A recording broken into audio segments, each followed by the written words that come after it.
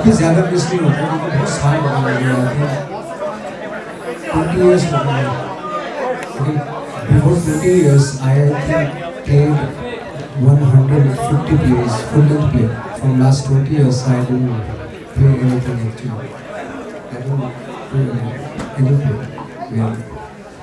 आप देखने जाते हो कि नहीं?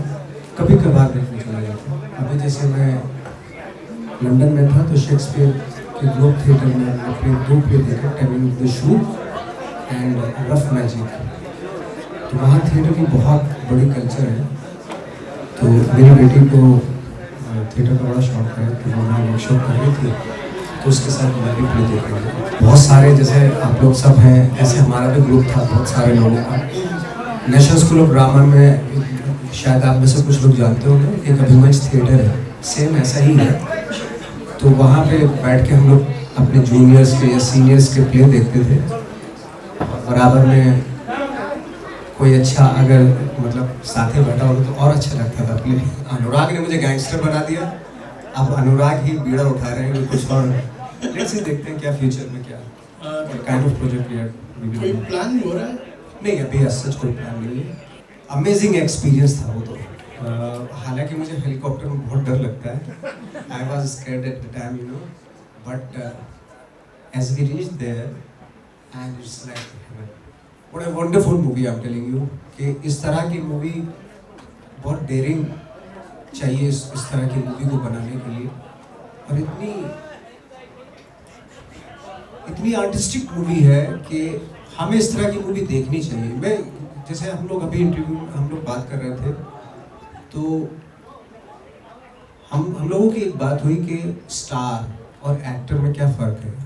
जो अपकमिंग आप जैसे एक्टर्स हैं, अगर आप एक्टर बनना चाहते हो, if you want to be an actor, तो please watch actor oriented movies. If you want to be a star, then there is a different thing actually. But अगर आप एक्टर बनना चाहते हैं तो उस तरह का सिनेमा ज़रूर देखना चाहिए आपको। वो किरदार कर रहे हैं जो, फॉर एग्जांपल जैसे बाड़ा साहब ठाकरे है, बाड़ा साहब भी लगना चाहिए और उसमें आप भी दिखने चाहिए। तो उससे क्या है कि आप मिमिक्री से या कॉपी कर उससे बच जाते हैं। हालांकि बहुत डिफिकल्ट है हमारे यहाँ बायोपिक करना, स्पेशली इन आवर कंट्री। उनके क्या थे, बहुत ही कंट्रोवर्शियल थे बाड़ा साहब, कि आप चाहे उनसे हेट करें चाहे प्यार करें, लेकिन उनके बारे में बात ज़रूर करेंगे। इस तरह की एक थॉट वाइज ऐसे प्रिपेयर किया था। चूँकि मंटो का सिर्फ फोटो था हमारे पास, तो उसमें लिबर्टी थी मुझे कि I can go over the like I can go everywhere you know, क्योंकि आपने उनका वीडियोज नहीं देखा है। तो और मैंने as such I didn't play any I didn't do any characterization you know. कोई कैरेक्टर मैंने सोचा था कि मगर नवाज ही मंटो है तो किसी को पता भी नहीं चलेगा, तो मैंने खुद को प्ले किया था, उसमें कोई कैरेक्टराइजेशन नहीं किया था। अरे के करण लग रहा से बाई टाइप की इस तरह का लैंग्वेज है हमारी। बट चूँकि मैं और राजकुमार राव और जो डेफिनेट का जो कैरेक्टर कर रहे थे Zeeshan, we came to Dhanbad and stayed in Dhanbad में भी आई थिंक 10 days। और जो उनके जिसका कैरेक्टर मैंने किया था, उनके जो फंटर थे उनके साथ रहे हम लोग 10 दिन तक, और बात करने का जो उनका तरीका तो अडेप्ट किया। देन हम लोग शूट करने गए तो उनको फैसला था, बट फिर नहीं देख पाया था मैं, क्योंकि मुझे आना था यहाँ पे, तो इंडिया आना था। तो बट कल जब मैंने शबाला देखी, oh my God what a wonderful, जिस तरीके से हैंडल किया इतना, मैं वही बता रहा था अभी कि जो होल्ड किया है फिल्म को, और एक स्टिलनेस है फिल्म में, और इतनी बड़ी बात जो कहते हैं ना कि peace and purpose and suffering and everything you know, it goes like a water you know. तो मेरा हमेशा से था कि मैं इस तरह की फिल्में करूं, जो शायद हम लोग जब बॉलीवुड में होते हैं तो इस तरह का सिनेमा बहुत कम होता है, और जो कभी कभार 5 साल में कोई एक फिल्म आ गई ऐसी, और बट उसके लिए बहुत डेयरिंग चाहिए, और वो डेयरिंग जो है ना ऑफ कोर्स मिल में है। ये फिल्म देख के मुझे पता चला। आई थिंक एक शहर में एक कंट्री में कुछ एक लोग आते हैं कुछ वक्त के लिए जो उस वक्त पे उस सिनेमा को या किसी भी चीज़ को, किसी भी आर्ट फॉर्म को उस लेवल पे ले जाते हैं, और उसकी वजह से एक माहौल बनता है, एक एटमॉस्फेयर बनता है, यू नो। आज भी इनकी वजह से कुछ अच्छे और लोग आएंगे, कुछ अच्छे डायरेक्टर्स आएंगे, एक्टर्स आएंगे जो हैं लाइक देवा हैं, जो बहुत सारे एक्टर्स हैं, जो अच्छे अच्छे एक्टर्स आएंगे और एक माहौल अच्छा बनेगा। तो मैं प्राउड कर सकता हूँ कि नेपाली सिनेमा इस वक्त पे ग्लोबल लेवल पे ले जाने में इन अच्छे लोगों का कितना बड़ा हाथ है। मैं हमेशा इमेजिन करता था कि इस तरह का सिनेमा मैं करूँ जैसे मैंने कल देखा शामला। आई होप कि मेरी इस तरह का अगर मैं इन्वेस्ट करता हूँ तो नेपाल में हिट होनी चाहिए, ताकि मेरा जो मैंने इन्वेस्ट किया उसका प्रॉफिट मुझे मिल जाए। इसलिए सारे लोगों को जितने बैठे हैं ना यहाँ पे, सबको देखनी पड़ेगी वो फिल्म। ईदी अमीन का मिले वो भी मैं करूँगा, क्योंकि वो तो चैलेंजेस होते हैं एक्टर के सामने कि इतना डिफरेंट कैरेक्टर आपको प्ले करने का मौका मिलता है ना। तो I play happily, of course, because I'm an actor. But thought process, with soul and everything, you are completely in the character. But later on, क्योंकि आपको और भी दूसरे भी किरदार करने होते हैं, तो उससे निकलना बहुत और ज़रूरी होता है। क्योंकि अगर मैं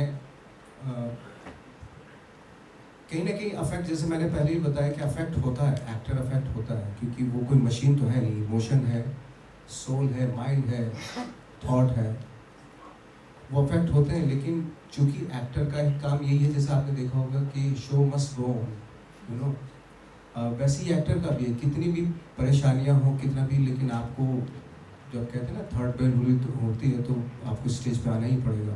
आपकी क्या प्रॉब्लम है घर में, ये वो, आई डोंट केयर, जो ऑडियंस बैठी उसको कोई ज़रा सा भी उससे मतलब नहीं। यही सेक्रीफाइस जो है ना एक्टर की लाइफ में हमेशा रहता है, या क्रिएटिव लोगों की लाइफ में हमेशा रहता है। तो मैनेज करना पड़ेगा हमें, क्योंकि हम ऐसे ही फील्ड में आए और उसका हमें मिलता भी है जब लोगों का प्यार। अभी देखिए ना, इतने सारे लोग बैठे, इतना प्यार जता रहे हैं, आपके लिए भी बहुत लोग प्यार देते होंगे, है ना। तो वो प्यार की खातिर है ना, आप आगे बढ़ते चले जाते हैं, यू नो। कहीं ना कहीं एक कनेक्शन होता है, रिस्पॉन्सिबिलिटी होती है आपकी अपने ऑडियंस के प्रति, या जो आपको लाइक करते हैं उनके प्रति, कि कितनी भी परेशानी आपकी लाइफ में आ जाए, पर्सनली भी आ जाए, लेकिन आपको लाइक कोई कॉमेडी कैरेक्टर मिल गया और घर में मतलब बैंड बजी हुई आपकी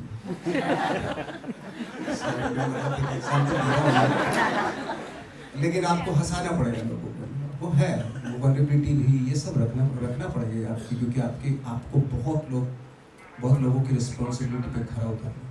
ऐसा कैरेक्टर था जिसको मैं सोचता था कि जल्दी ये खत्म हो और मैं ऐसे जहाँ पे मैं खुद से डर जाऊँ, यू नो। तो मैं बहुत ही मुंबई के पास एक लोनावाला एक जगह है, वहाँ एक अलूफ जंगल पे चला गया था, आई थिंक 3-4 दिन तक रहा मैं वहाँ पे, और मैं कन्विंस कर रहा था अपने आप को कि कैसे इतना अनअपोलोजेटिक कैसे हो सकते हैं इंसान, और इतना डेंजरस कैसे जो बोलता है, जिसकी फिलॉसफी ये है कि मैं खाते पीते हकते मुकते इंसान को मार देता हूँ और मुझे पेन भी नहीं होता। ऐसा कैसे, मैं तो ऐसा हूँ नहीं। तो उस चीज़ पे बिलीव करने के लिए मुझे 4-5 दिन चाहिए थे कि इस पे बिलीव मेरा होना चाहिए, तभी मैं ये कैरेक्टर कर सकता हूँ, अदरवाइज नहीं। तो मैं गया जंगल में और फिर मैं सोचता रहा, यार ये तो बहुत ही डिफिकल्ट है, मैं तो ऐसा हो ही नहीं सकता। तो बार बार मैं अपने आप को कन्विंस करता रहा, 5 to 6 डेज तक मैंने कन्विंस किया, और एक टाइम ऐसा आया शाम के टाइम मैं अकेला खुद से कि नहीं, मैं किसी को भी मार सकता हूँ, ऐसा मैंने फील किया।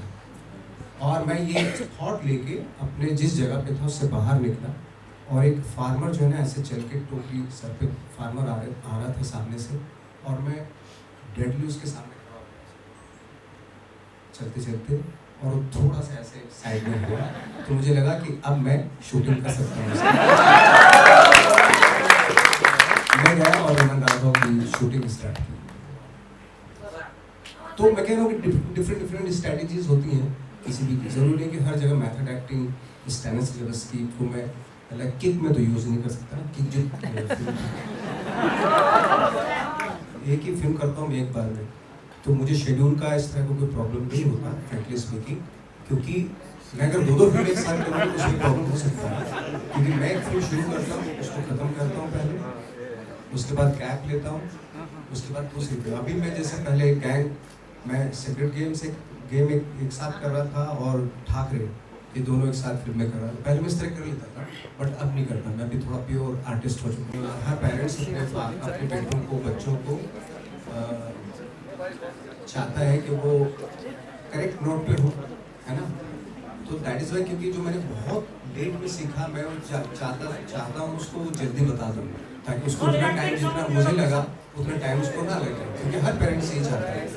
दूसरा, मैं आपको एक सच्ची बात बताऊं कि मैं अपनी बेटी को हमेशा बोलता हूँ कि डिफिकल्ट सिनेमा देखो, प्लेस देखो और डिफिकल्ट सिनेमा देखो।